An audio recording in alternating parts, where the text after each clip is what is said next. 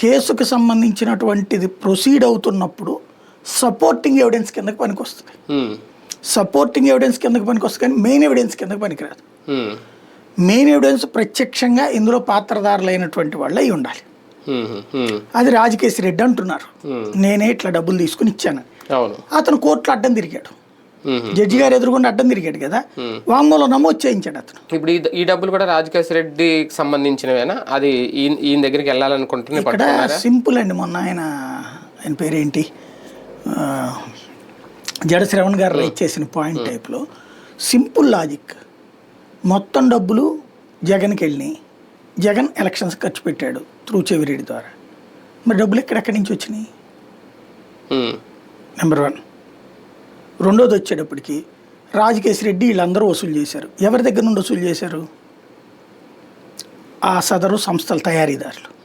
వాళ్ళు మేమేమి ఇవ్వలేదని చెప్తున్నారు కదా, వాళ్ళు ఎవడు కంప్లైంట్ చేయలేదు కదా. వాడు కంప్లైంట్ చేయకుండా ఎలాగ ఎలిజిబుల్ అవుతుంది? మళ్ళీ ఇక్కడ మొత్తం డబ్బులు అన్నారనుకుంటా లేదేమో. మొన్న 10% జగన్ దగ్గరికి వెళ్ళినాయి అన్నారు కదా, 90% 2,800 కోట్లు ఎంతో ఖర్చు పెట్టేశారు, 10% మాత్రం డైరెక్ట్గా వెళ్ళినాయి అని చెప్పి. అదే ఇవన్నీ సబ్స్టాన్షియల్గా వీళ్ళు అల్లుకునేటటువంటి కథ కదా ఇవన్నీ కూడా. మూడో పాయింట్ ఏం చెప్తున్నారు? చెవిరెడ్డి వ్యాపారాలు ఇదే, కేసిరెడ్డి వ్యాపారాలు ఇదే, అతని పేరేంటి వెంకటప్ప బాలాజీ గోవిందప్పది అయ్యే.